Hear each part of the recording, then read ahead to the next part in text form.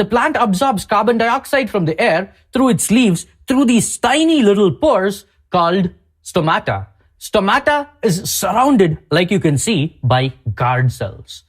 The water, vitamins, and minerals required as raw material are absorbed by the roots and is then transported from the roots through the stems to its branches and finally to the leaves, where most plants carry out this process of making the food or the process of photosynthesis.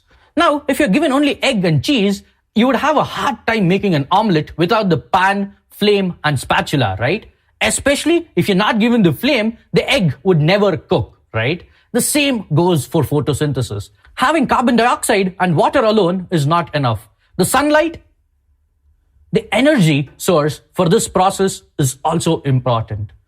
Now we can go microscopic. Let's start looking at the cellular level. Let's follow the carbon dioxide molecule through the stomata and see where it goes. Mr. Vinian is going to help me out here. Now we are entering the plant cell. What you see here is the cell wall. Go slightly inside, there you see the cell membrane, which encloses all the contents of the cell. This makes sure that the contents of the cell don't spill out. Now we've just entered into the cell.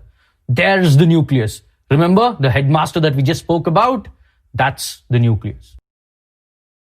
And now, do you see the jelly-like substance surrounding all the cell contents? This is the cytoplasm. And finally, what's that small little green thing that I see? That's the chloroplast. This chloroplast has a green pigment inside called the chlorophyll. This is our main character. Extremely important. How important do you think James Bond is to a James Bond movie? Pretty much that important is chlorophyll to a chloroplast. Chlorophyll is the reason why most of the plants that you see around are green in color. Thank you, Vinian, for getting into the cell and helping us understand all the parts of the cell. I will take it over from here. In fact, let me now allow the chlorophyll to talk to you. I am a miracle molecule who is fantastic at absorbing light.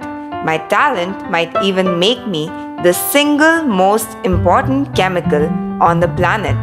I drink in energy from the sun and use it to power the production of sugar, food for a plant, and ultimately for all things on earth.